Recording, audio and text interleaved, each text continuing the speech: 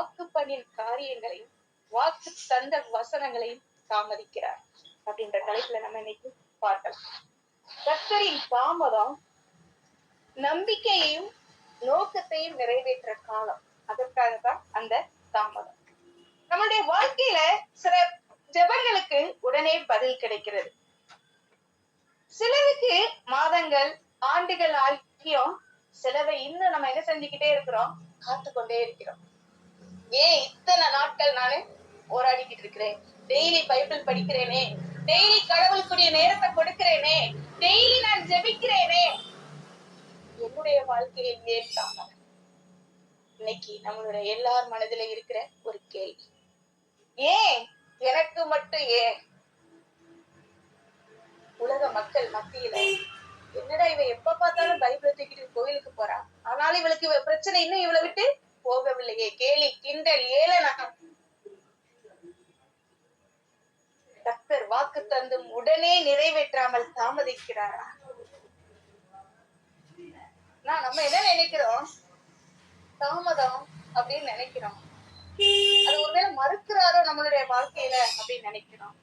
ஆனா தேவனோட பார்வையில, தேவனோட திட்டத்துல அது தெய்வீக திட்டத்தின் நேரம் அப்படின்னு சொல்லி அவரு சொல்றாருங்க. தாமதம் இல்ல, அது ஒரு நேரம் குறிக்கப்பட்டிருக்கிறது, ஒரு காலம் குறிக்கப்பட்டிருக்கிறது. அந்த நேரத்துல நான் உனக்கு செய்வேன்னு சொல்லி கூட அவர் சொல்றத நம்ம பார்க்கலாம். 2 பேதுரு 3:9 சொல்றாரு, கர்த்தர் தம்முடைய வாக்கு தத்தத்தை நிறைவேற்றுவதில் தாமதமாய் இருக்கிறார் என்று சிலர் நினைப்பது போல. ஆனா அவர் தாமதமாய் இருக்கவில்லை. அவருடைய வாக்கு தத்தத்தை சிலர் நிறைவேற்ற அவர் தாமதம் ஆகும் அப்படின்னு சொல்லி நினைச்சுக்கிட்டு இருக்கிறப்ப, ஆனால் அழிவடையாமல் எல்லாரும் என்ன செய்யணும், மனம் திரும்புவதற்கு உங்களை பற்றிய நீண்ட கால நேரமா இருக்கலாம் அப்படின்னு சொல்லி கூட நம்ம பார்க்கிறோம். நம்ம முழு மனதோட, முழு உள்ளத்தோட, முழு விசுவாசத்தோட நம்ம அந்த காரியத்தை குறித்து கேட்கும் பொழுது தேவன் கொடுப்பதற்கு வல்லவராய் இருக்கிறார். நம் மனதை நம்ம பக்குவப்படுத்தி கொண்டிருக்கிறார், நம்ம தயார் பண்ணி கொண்டிருக்கிறார். அந்த திட்டத்துக்கு இவ கொடுப்பதற்கு தகுதியா அப்படின்னு சொல்லி நம்மளை என்ன செஞ்சுக்கிட்டு இருக்கிறார், புடமிட்டு கொண்டிருக்கிறார். வெள்ளியின் குகையில் அல்ல, பொன்னின் குகையில் நம்மளை என்ன செஞ்சு கொண்டிருக்கிறார், புடமிட்டு கொண்டிருக்கிறார். அதனாலதான் அந்த காரியத்துல நமக்கு என்ன செய்யுது, தாமதம். சங்கீதம் 105:19 பார்க்கலாம், கர்த்தர் சொன்ன வார்த்தை நிறைவேறும் அளவும் அவருடைய வசனம் அவனை புடமிட்டது. அவரு தாவீதுக்கு வாக்கு பண்ணினார் அல்லவா, சொன்ன வார்த்தை நிறைவேறும் அளவும் தாவீது என்ன செய்யறாரு, புடமிடுறாருங்க. நம்மள உருவாக்கி கொண்டிருக்கிறாரு. எப்படி உடனே ஒரு உளியால ஒரு கல்ல உடனே என்ன செய்ய முடியாது, செதுக்க முடியாது. அந்த கலைஞன் அதை ஒரு நாள் ஃபுல்லா இல்ல ஒரு மாசம் ஃபுல்லா அதை வடிவமைச்சாதான் அது ஒரு வடிவம் கொடுக்க முடியும். அது வரைக்கும் அது என்னது, வெறும் கல்லுதான். நம்மளும் தேவனுடைய கரத்துல போராடி கேட்டு கேட்டு கேட்டு நம்மளை புடமிட்டு நம்மளை பரிசுத்தமாக்கி நம்முடைய வாழ்க்கையை அவருக்கு செவ்வைப்படுத்துற வரைக்கும் நம்மளை என்ன செஞ்சுக்கிட்டு இருக்காரு, அந்த காரியத்தை லேட் பண்ணி வச்சுக்கிட்டு இருக்காரு. இதுலதான் தாமதம்.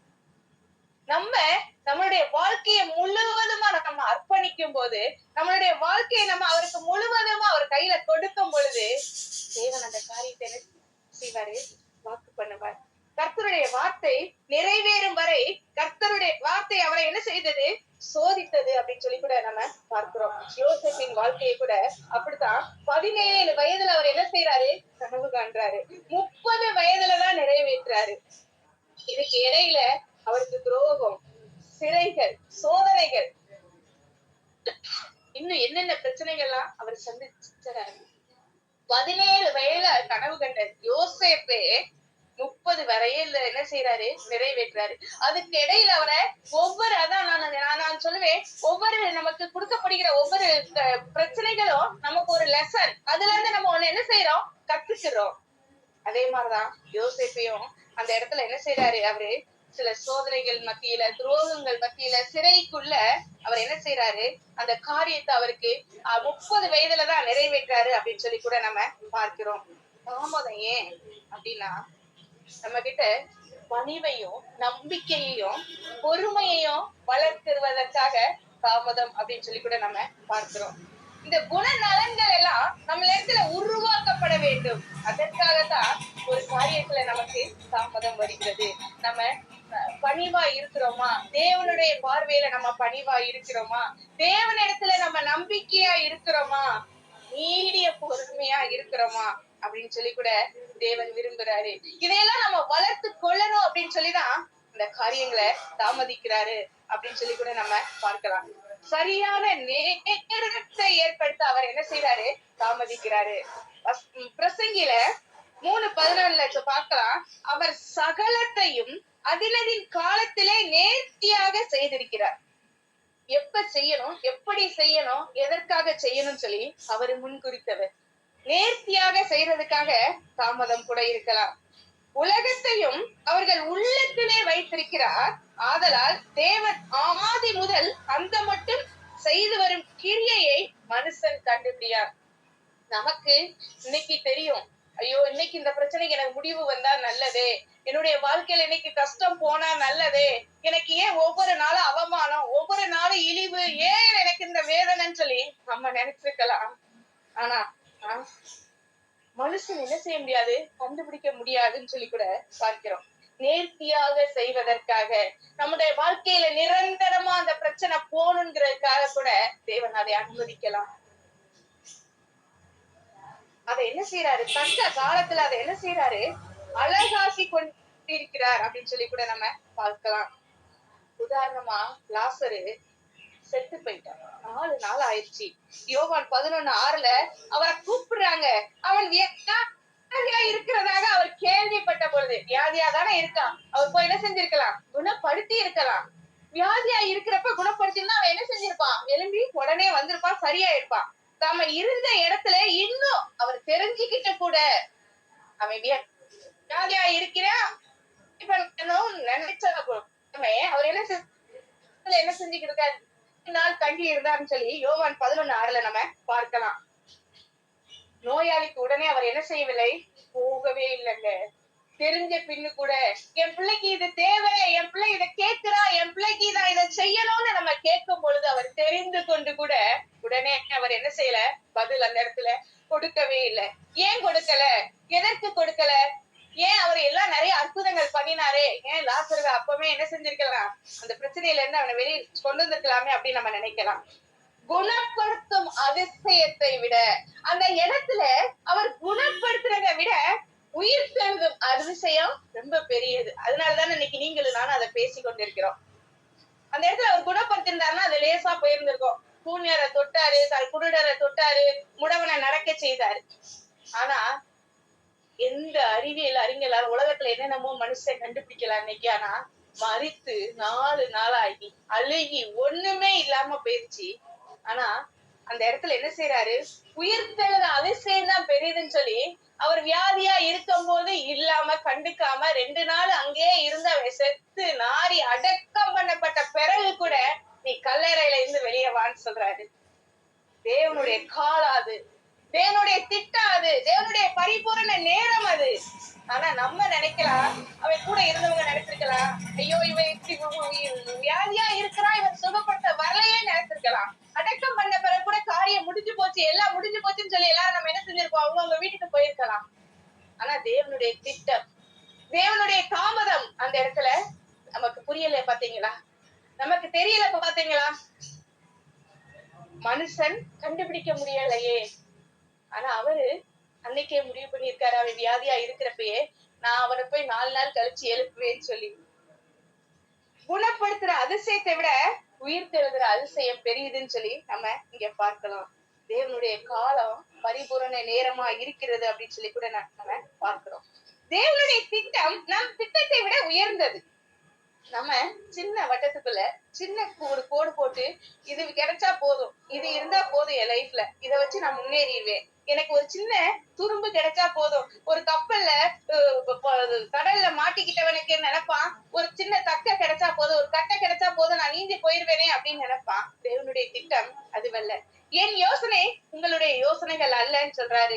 என் நினைவுகள் உங்கள் நினைவுகள் அல்ல, உங்கள் வழிகள் என் வழிகளும் அல்லவென்று கர்த்தர் சொல்லுகிறார். ஏசாயா 55:8-9 நம்ம பார்க்கலாம். நீ நினைக்கிற நினைவு இல்ல மகளே, நீ நினைக்கிறது எனக்கு இல்ல அப்படின்னு சொல்லி சொல்றாரு. நம்மளை குறிச்சு ஒரு திட்டம் வச்சிருக்கிறாருங்க. அப்புறம் ஏன் நம்ம இதை குறிச்சு நினைக்கணும்? அவருடைய சித்தத்திற்கு நம்மை ஒப்பு கொடுப்போமா? அப்ப தேவனுடைய சித்தம் நம்மளுடைய வாழ்க்கையில நிறைவேறும். அவர் நம்மளை குறிச்சு ஒரு பெரிய திட்டம் வச்சிருக்கிறாரு. நம்மளை குறித்து ஒரு பெரிய நோக்கம் வச்சிருக்கிறாரு. என் திட்டம் ஆசைகள் சிறியதென உன் திட்டம் கண்டவுடன் பொறிந்து கொண்டேன். தற்கால தீமைக்க தொகை நோக்கி பார்த்தேன். தலைமுறை காக்கிடும் திட்டம் தந்தேன். நம்ம நினைக்கிறோம் இன்னைக்குள்ள ஒரு பிரச்சனைக்கு, இன்னைக்குள்ள வாழ்க்கைக்கு இந்த திட்டம் நமக்கு போதுன்னு சொல்லி நம்ம நினைக்கிறோம். ஒரு தலைமுறை பூரா தாங்குற திட்டம் தரப்போறேன் உனக்கு. ஒரு தலைமுறையெல்லாம் நல்லா இருக்கட்டும். உன் பிள்ளைகள் எல்லாம் உன் வாய்க்கால் ஓரமா சரித்திருப்பார்கள். நீ உன் பிள்ளைகளின் பிள்ளைகளை காண்பாய் அப்படின்ற வாக்கு திட்டத்தை நமக்கு தராருங்க. அந்த திட்டத்தை அவர் நம்ம மீது வச்சிருக்கிறாரு. நம்ம ஆனா இன்னைக்கு உரிய திட்டத்துக்காக நம்ம போராடிக்கிட்டு இருக்கோம். தேவன் அதை விரும்பவில்லைங்க. தேவனுடைய திட்டம் நம்மளுடைய திட்டத்தை விட என்ன செய்தது? உயர்ந்தது அப்படின்னு சொல்லி கூட பார்க்கிறோம். பூமியை பார்க்கிலும் வானங்கள் எப்படி உயர்ந்திருக்கிறதோ, பூமிக்கு வானத்துக்கு எத்தனை கிலோமீட்டர் தூரம் பாத்தீங்களா? லட்சக்கணக்குல. அப்படியே உங்கள் வழிகளை பார்க்கிலும் என் வழிகளும், உங்கள் நினைவுகளை பார்க்கிலும் என் நினைவுகளும். நம்ம சின்ன நினைவு யோசிச்சீங்க, இப்ப இமேஜின் பண்ணி பாருங்க. நம்ம ஒரு சின்ன திட்டம் வச்சிருப்போம். ஏசப்பா, எனக்கு அடுத்த மாசம் இது நடக்கணும், என்னுடைய பிள்ளைங்களுக்கு இந்த காரியம் நடக்கணும், என்னுடைய மகனுக்கு திருமணம் ஆகணும், என்னுடைய மகளுக்கு திருமணம் ஆகணும், என்னுடைய மகளுக்கு குழந்தை வேணும் அப்படின்னு சொல்லி சின்ன திட்டமா வச்சிருப்போம். அவர் உயரம், பூமி எங்க இருக்கு? வானத்தை அண்ணாந்து பாருங்க, எவ்வளவு உயரமா வச்சிருக்காரு. அவ்வளவு அவருடைய நினைவுகள் நம்மளை குறித்து என்ன செஞ்சிருக்கிறதா? உயர்ந்திருக்கிறது அப்படின்னு சொல்லி கூட நம்ம ஏசாயால பார்க்கலாம். ஆபிரகாமுக்கு வாக்கு தந்த மன்னர் 12வது அதிகாரத்துல வாக்கு பண்ணினவர் 21வது அதிகாரத்துல விசிட் பண்றாருங்க. 25 வருடம் காத்திருந்தார். 1 வருஷம் 2 வருஷம் இல்ல, அவருடைய வாழ்க்கையில 25 வருடம் ஆபிரகாம் காத்திருந்தாருன்னு சொல்லி பார்க்கிறோம். உடனே கிடைச்சிருந்தா அது என்ன செஞ்சிருக்காது? விசுவாசத்தின் சாட்சியாக இருந்திருக்க முடியாது. இன்னைக்கு நம்ம ஆபிரகாம விசுவாசத்தின் தகப்பன் அப்படின்னு சொல்லி சொல்றோமே, அவர் கேட்ட உடனே அவர் கொடுத்திருந்தாருன்னா இன்னைக்கு நம்ம அப்படி சொல்லுவோமா? சொல்ல முடியுமா? முடியாதல்லவா? சரீரம் செத்து போச்சு, கற்பம் செத்து போச்சு. ஆனா அவர் என்ன நினைச்சிருக்காரு பாத்தீங்களா? அவருடைய நினைவுகள் எவ்வளவு பெரிதா இருக்கிறது பாத்தீங்களா? பூமிக்கு வானம் எவ்வளவு உயரங்க. 25 வருஷம், 1 வருஷம் 2 வருஷம் இல்ல, கற்பனை பண்ணி பார்க்க முடியவில்லை அல்லவா நம்மளால? உடனே கிடைத்திருந்தால் விசுவாசத்தின் சாட்சியாக ஆபிரகாம் இருந்திருக்க முடியாது. இன்னைக்கு காத்திருப்பது மூலம் தேவனின் மகிமை தெளிவாக தெரிகிறது. இந்த இடத்துல நம்மளுடைய வாழ்க்கையிலும் நம்ம காத்திருப்பது நம்மளுடைய திட்டம். தேவனின் மகிமை நம்முடைய வாழ்க்கையில தெளிவாக்கி கொண்டிருக்கிறார். ஐயோ, என்னால இந்த வருஷம் என் பிள்ளைக்கு இது செய்ய முடியலையே, அதுக்கு இது தடையா இருக்குமோ அது தடையா இருக்குமோ நினைக்கிறான். தேவனுடைய திட்டம் இன்னும் செயல்படவில்லை.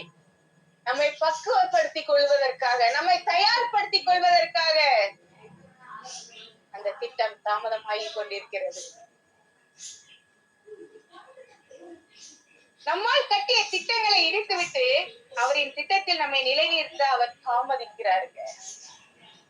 நம்ம ஒரு திட்டம் கட்டி இருப்போம், அது வேண்டாம் மகளே, உனக்கு இந்த பாதை வேண்டாம், நீ நினைக்கிறது வேண்டாம், நீ கேட்கிறது வேண்டாம், உனக்கு நான் ஒரு திட்டம் தரேன், அது நிலை நிறுத்தும். நம்மளுடைய திட்டம் நிலை நிறுத்தாம பாதியிலே போயிடுச்சுன்னு வச்சுக்கோங்களேன், எவ்வளவு கஷ்டப்படுவோம். எவ்வளவு போராடி கேட்டோமே, பெற்றுக்கொண்டோமே, ஆனா அது இப்படி போயிடுச்சு அப்படின்னு சொல்லிட்டு கூட நம்ம எவ்வளவு பிரயாசப்பட்டு கூட நம்ம கேட்டு கூட இப்படி கிடைக்கலையேன்னு சொல்லி வருத்தப்படுவோம். ஆனா அதெல்லாம் இடித்து விட்டு அவரின் திட்டத்தில் நம்மை நிலைநிறுத்த, தேவனுடைய திட்டத்தில் நம்மை நிலைநிறுத்த அவர் காரியங்களை, வாக்கு தத்தங்களை, வாக்கு பண்ணின காரியங்களை தாமதித்துக் கொண்டிருக்கிறார். நியாயாதிபதிகள் 7வது அதிகாரத்துல கிதியோன் படைகள்ல 32,000 பேர் இருக்காங்க. ஆனா நீ போ, உன் படையில உள்ள ஆளெல்லாம் போய் ஆத்துல போய் தண்ணி குடிக்க சொல்லுன்னு சொல்றாரு. 300 பேர் தான் மிஞ்சிரும், வெறும் 300 பேர். நம்மளுடைய வலிமை அல்ல, தேவனின் வல்லமைதான் அந்த இடத்துல என்ன செய்து வெற்றிக்கு காரணம் அப்படின்னு சொல்லி பார்க்கிறோம். இத்தனை ஆட்கள் போய் பிரயோஜனம் இல்லைங்க, வெறும் 300 பேரை வச்சு அவன் ஜெயிக்கிறான். அப்ப தேவனுடைய திட்டம் அந்த இடத்துல செயல்படுது. அவன் நினைப்பான், ஐயோ என்கிட்ட 32,000 பேர் இருந்தாங்களே, இவரு இப்படி பண்ணிட்டாரோ அப்படின்னு நினைச்சிருக்கலாம். அந்த 300 பேரை வச்சு கூட ஒரு சின்ன ஒரு சின்ன ஒரு கடுகளவு ஒரு காரியங்களை வச்சு கூட தேவன் நம்முடைய திட்டங்களை நிறைவேற்ற வல்லவராய் இருக்கிறார். நம்முடைய வாழ்க்கையிலும் கூட நம்மளுடைய நம்பிக்கையை சோதிக்கவும் பலப்படுத்தவும் அவர் தாமதிக்கிறார் காரியங்களை. ஏன் தாமதிக்கிறார்?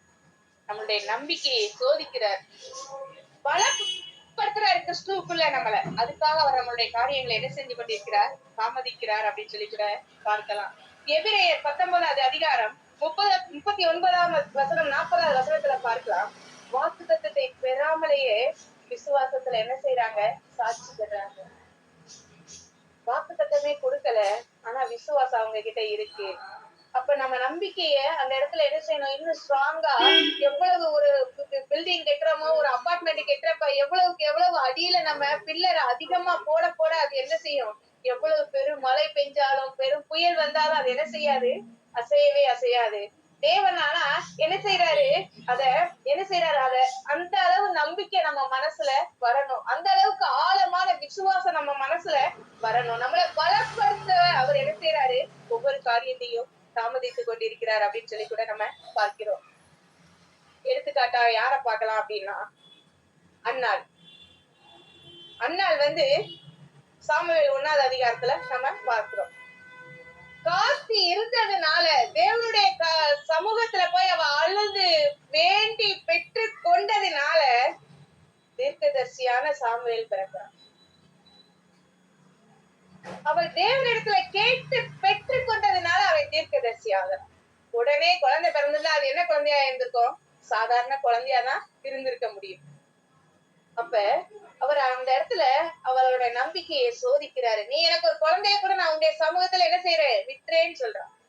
பலப்படுத்துறாரு அவளை. அப்ப அதனால அவளுக்கு காரியங்களை தாமதிச்சு அவளை அந்த இடத்துல உருவாக்கி அவளை கொடுக்கிறாரு ஒரு தீர்க்கதரிசியா. எவ்வளவு விசேஷமா இருக்கு பாத்தீங்களா காரியங்கள் தேவனுடைய தாமதத்திற்கு. இதுல முக்கியமான உண்மை என்னன்னு சொல்லி பார்த்தோம்னா, தேவனுடைய தாமதம் நம்மள இன்னும் அதிகமாய் நம்பிக்கைக்குள்ள, இன்னும் அதிகமாய் நம்மளை புடமிடுவதற்காக, இன்னும் அதிகமாய் நம்மளை தெய்வீக தன்மைக்குள்ள இழுத்து போவதற்காக. இது ஒரு ஸ்டடீஸ், இது ஒரு பயிற்சியின் காலம், இது ஒரு படிப்பின் காலம். நமக்கு எடுத்த உடனே காலேஜுக்கு போயிட முடியாது, குழந்தை பெத்த உடனே ஸ்கூல்ல போய் போட்டுற முடியாது. அதுக்குன்னு ஒரு ஏஜ் வரணும். அப்பதான் எல்கேஜி, பிகேஜி, எல்கேஜி, யூகேஜி முடிச்சு 12th முடிச்சாதான் காலேஜுக்கு போக முடியும். நம்ம கேட்ட உடனே அவர் கொடுத்துட்டாருன்னா அதுல ஒரு விசேஷமும் இல்லை. அப்படித்தானே? அண்ணாளுக்கு அப்படி கொடுத்திருந்தாருன்னா தீர்க்கதரிசி ஆயிருக்க முடியாது. ஆபிரகாமுக்கு ஈசாக்க கொடுத்திருந்தாருன்னா விசுவாசிகளின் தகப்பனா ஆயிருக்க முடியாது. கிதியோனுக்கு மொத்த பேரையும் கொண்டு போய் அவன் தோத்திருந்தானா அவன் அன்னைக்கு போர் வீரனா இருந்திருக்க முடியாது. அதே மாதிரிதான் நம்மளுடைய வாழ்க்கையிலையும் நமக்கு ஒரு பயிற்சி கொடுத்து கொண்டிருக்கிறார். நம்மளை இந்த லெசனுக்குள்ள நம்மளை நடத்தி கொண்டிருக்கிறார், இந்த படிப்புக்குள்ள நம்மளை நடத்தி கொண்டிருக்கிறார், நம்மளை புடமிட்டு கொண்டிருக்கிறார், நம்மளை உருவாக்கி கொண்டிருக்கிறார். காத்திருக்கும் நேரம் வீணான நேரம் அல்ல, அது உற்பத்தியான நேரம், அது உற்பவிக்கும் நேரம். ஆபகுக்கு 2:3 இன்னைக்கு நான் மத்தியானம் சொன்னேன். தீர்க்க தரிசனமா இருந்ததும் தாமதித்தாலும் அதை எதிர்பார்த்து என்ன செய்யணும்? காத்திருக்கணும். அது நிச்சயமாக நிறைவேறும். விசுவாசம் வேணும் நமக்கு. ஆபிரகாமின் விசுவாசம் வேணும், அன்னாளின் விசுவாசம் வேணும், கிதியோனின் விசுவாசம் வேணும் நமக்கு. அது நிச்சயமாக நிறைவேறும் என்ற நம்பிக்கை நம்ம இடத்துல வேணும். தேவன் வாக்கு தத்தங்களை மறக்கவே இல்லைங்க. அவர் ஒருபோதும் மறக்கிறதுக்கு மனுஷனே அல்ல. அவர் மனுஷன் இன்னைக்கு ஒரு காரியத்தை சொல்லுவோம், உண்மையிலேயே காலையில பேசின காரியங்கள் நமக்கு ஐயோ நானா அப்படியா பேசினேன், ஆச்சுச்சோ மறந்துட்டேன், சாரி சிஸ்டர், சாரி பிரதர், சரி நான் அடுத்து உங்களுக்கு செய்யறேன் அப்படின்னு சொல்லுவோம். ஆனா தேவன் அப்படி கிடையாதுங்க. 25 வருஷம் கழிச்சு ஆபிரகாமுக்கு நிறைவேற்றினார்ல, அதே மாதிரி உங்களுக்கு எனக்கு நிறைவேற்றவர் வல்லவராய் இருக்கிறார். அவர் வேலை செய்யாத போது கூட, நம்ம வேலை செய்யாத போது கூட அவர் வேலை நமக்காக செய்து கொண்டிருக்கிறார், திட்டமிட்டு கொண்டிருக்கிறார். உங்களுக்காகவும் எனக்காகவும் அவர் வேலை செய்து கொண்டிருக்கிறார். நம்ம மறந்து போயிருக்கலாம் நிறைய காரியங்களை, நிறைய வாக்குத்தத்தங்களை மறந்து போயிருக்கலாம் நம்முடைய வாழ்க்கையில. இன்னைக்கு ஒரு வாக்குத்தத்தம் வரும், அடுத்த மாசம் ஒரு வாக்குத்தத்தம் வரும், பழைய என்ன செஞ்சிருவோம்? மறந்து போயிருவோம். ஆனா வாக்குறுதி கொடுத்தனே, நான் இதை நிறைவேற்றணுமே சொல்லி அவர் என்ன செஞ்சுக்கிட்டு இருக்கிறாரு? அந்த வேலையை செய்து கொண்டிருக்கிறார். விசுவாசத்துல நம்ம என்ன செய்ய வேண்டும்? நிலைத்திருக்க வேண்டும் என்று சொல்லி கூட விரும்புகிறார் தேவன். தாமதம் எதற்காக அப்படின்னா, நம்மளுடைய வாழ்க்கையில ஆசீர்வாதம் பெரிதாய் வரப்போகிறதுக்கான அறிகுறி அப்படின்னு சொல்லி கூட தேவன் சொல்றாரு. நான் சொல்லல, பைபிள் சொல்லுது. பைபிள் ஆதாரங்கள் சொல்லுது. நான் மானசீகமா நான் எதையுமே பேசவே இல்லை. தேவன் உங்களுக்கு தரப்போகிற ஆசீர்வாதத்தின் அறிகுறிதான் தாமதம். உங்களுடைய வாழ்க்கையில ஒரு பெரிய ஆசீர்வாதத்தை வச்சிருக்காருங்க. ஆபிரகாமுக்கு ஆசீர்வாதத்தை வைத்திருந்தார் அல்லவா? அன்னாளுக்கு ஆசீர்வாதத்தை வைத்திருந்தார் அல்லவா? நம்மளுடைய வாழ்க்கையிலும் நம்மளை உருவாக்கி கொண்டிருக்கிறார். நம்மளை பயிற்சி கொடுத்து கொண்டிருக்கிறார். அந்த காரியம் நான் உனக்கு நிச்சயமா செய்வேன் மகளே, நிச்சயமா செய்வேன் மகனே. நம்ம ஆராதிக்கிற தேவன் ஜீவனுள்ள தேவன் வெட்கப்பட வைப்பாரா? கல்லை மண்ணையுமா நம்ம கும்பிடுறோம் வெட்கப்பட்டு போவதற்கு? எனக்கு நீ இதை செஞ்சாதான் நான் அதை தருவேன் சொல்லி கேட்கிற தெய்வமா நம்மளுடைய தெய்வம் இல்லை. ஜீவனுள்ள தேவனை அல்லவா நாம் ஆராதிக்கிறோம். பின்பையே நம்ம கவலைப்பட வேண்டும், பின்பையே நம்ம சோர்ந்து போக வேண்டும், பின்பையே நாம் தளர்ந்து போக வேண்டும். அவர் தாமதமாய் இருக்கிறார் என்றால் அவர் இன்னும் பெரிய காரியங்களை செய்ய போகிறாருங்க. அப்படி நம்ம நம்பிக்கையில உறுதியா இருப்போமா? விசுவாசத்துல நிலைத்திருப்போமா? அவருடைய கிரியை நம்மளால கண்டுபிடிக்க முடியாதுங்க. மனுஷன் கண்டுபிடியான். தேவ வசனம் சொல்லுது, நான் சொல்லல. அவர் என்ன செய்ய போறாருன்னு உங்களுக்கும் தெரியாது, எனக்கும் தெரியாது. ஆனா நம்மள ஆசீர்வாதமா வச்சிருக்கிறது அவரோட வேலை. அவர் வேலையை செய்து கொண்டிருக்கிறார். அவருடைய திட்டத்திற்கு உருவாக்கி கொண்டிருக்கிறார் நம்மளை. தேவன் தாமே இந்த வசனங்களை ஆசீர்வதிப்பாரா? ஜெபிப்போமானா? எங்களை அதிகமாய் நேசிக்கிற நல்ல தகப்பனே, இந்த இரவு நேரத்தில் அப்பா நீர் எங்களை ஆயத்தப்படுத்தி கொடுத்த தயவிற்காக, கிருபைக்காக நன்றி. ஆவியானவர் எங்களோடும் என்னோடும் பேசின தயவிற்காக நன்றி அப்பா. கர்த்தர் சொன்ன வார்த்தை நிறைவேறும் அளவும் தாவீதை எப்படி நீங்க புடமிட்டீங்களோ அது போல எங்களை நீர் புடமிட்டு கொண்டிருக்கிற தயவிற்காக நன்றி அப்பா. எங்களை நீர் பக்குவப்படுத்தி கொண்டிருக்கிற தயவிற்காக நன்றி சுவாமி. எங்களை நீர் உருவாக்கி கொண்டிருக்கிறதற்காக நன்றி அப்பா.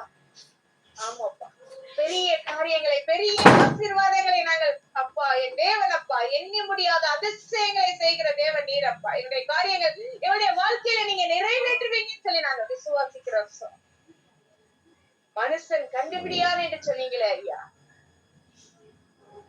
தேவன் நீர் செய்த கிரியைகளை எங்களால கண்டுபிடிக்க முடியாதுதான் சாமி.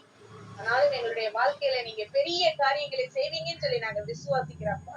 25 வருடம் ஆபிரகாம் காத்திருந்த பொழுது ஈசாக்கை கொடுத்த தேவன் ஐயா, எங்களுடைய வாழ்க்கையிலையும் அப்பா ஒவ்வொரு பிள்ளைகளின் வாழ்க்கையில ஐயோ எனக்கு இந்த காரியம் இப்பொழுது நடக்காதான்னு சொல்லி எத்தனை வருஷம் எத்தனை சகோதரிகள் ஏங்கி தவித்துக் கொண்டிருக்கிறாங்களே. ஆனாலும் என் தேவன் எங்களுக்கு திட்டமிட்டு இருக்கிற வேலையை நீ செய்து கொண்டிருக்கிறீர் ஐயா. நாங்கள் விசுவாசிக்கிறோம். விசுவாசத்தில் எங்களை பலப்பட எங்களை உறுதிப்படுத்துங்க. வானத்துக்கும் பூமிக்கு எவ்வளவு உயரமா அவ்வளவு உயரமாய் நீங்க அம்மாப்பா எங்கள் நினைவுகளை நீங்க உயர்த்தி இருக்கிறீங்களே. உங்களுடைய நினைவுகளை எங்களுடைய வாழ்க்கையில நினைத்து உயர்த்தி இருக்கிற தயவிற்காக நன்றி சுவாமி. தொடர்ந்து நீங்க பாதுகாத்துக் கொள்ளுங்க ஐயா. நாங்க என்ன செய்யணும், எப்படி செய்யணும்னு நீங்க இன்னும் அதிகமாய் நாங்க எங்களை கற்றுக் கொடுங்க ஆவியானவரை. ஆமாப்பா, அன்னாளை போல என்னுடைய மன கிளேசத்தை எல்லாம் உடைய சமூகத்தில் ஊற்றி ஜெபிக்க எங்களை தகுதிப்படுத்துங்க ஐயா. உடைய கிருபையின் கரம் எங்களை வழிநடத்தட்டும் ஐயா. தொடர்ந்து நீங்க காத்துக் கொள்ளுங்கப்பா. கேட்கிற பிள்ளைகள் அப்பா, இன்னும் என் வாழ்க்கையில இன்னும் இவ்வளவு நாள் நான் தாமதமா இருக்கேனே, என்னுடைய வாழ்க்கையில் எப்பொழுது விடிவு காலம் என்று சொல்லி காத்திருக்கிற பிள்ளைகளுக்கு என் தேவன் நீர் நல்ல பதிலை தருவீங்கன்னு சொல்லி நாங்க விசுவாசிக்கிறோம் ஐயா. சின்னவன் 1000 சிறியவன் பலத்த ஜாதி மாவான் என்று சொன்னீங்களே சுவாமி. ஒருபோதும் வெட்கப்படாதபடி எங்கள் கால்களை உறுதிப்படுத்துங்க சுவாமி. எங்கள் கைகளை திடப்படுத்துங்க சுவாமி. தொடர்ந்து காத்துக் கொள்ளுங்க. நீர் பெருகவும் நாங்கள் சிறுகவும் வேண்டும். நேசிக்கிற இயேசுவின் நாமத்தில் ஜெபங்கள் நீங்கள் பரிசுத்தமும் ஜீவனும் உள்ள நல்ல தகப்பனே. ஆமென்.